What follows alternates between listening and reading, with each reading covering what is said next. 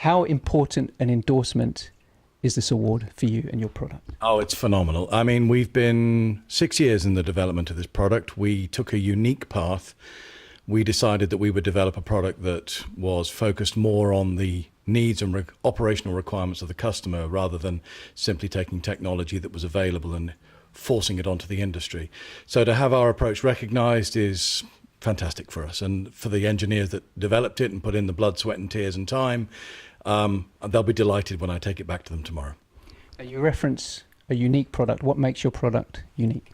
Well, we focused on providing a product for tankers, large ore carriers and LNG carriers in the ballast water treatment area.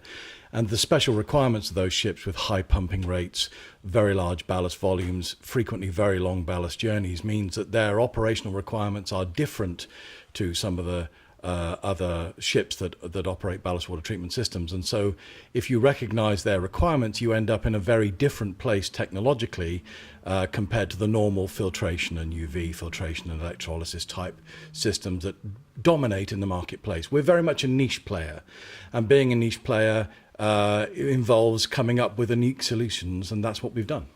Now, I know you're a car enthusiast and you often describe your products in terms of cars.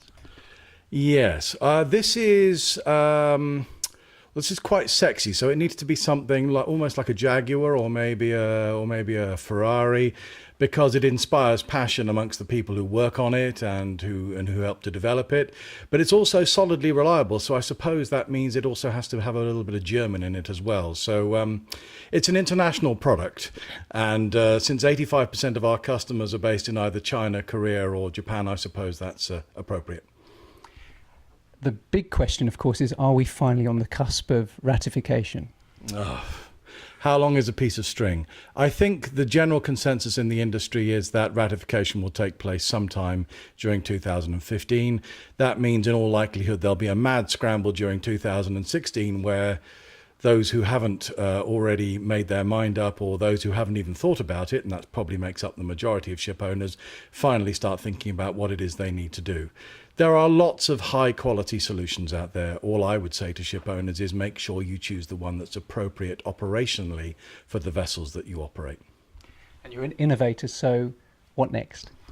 Well, I could tell you, but then I'd have to kill you, Edwin. So watch this space. We've got some very exciting technology. We've just invested £1.5 million in our new R&D and FAT facility, which is being opened at the end of this month. So we're expecting some very big returns on that investment.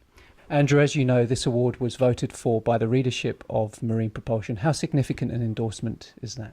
I think it's probably the most significant endorsement that you could have. I mean, when you look at who we were on the shortlist with, Intellijet, Wärtsilä, these are high-quality companies, high-quality engineering organizations. To win against those is phenomenal. And as I said, when I take this back to the engineering team tomorrow, there'll be some very big smiles, but only for a short time because I've got to get back to work.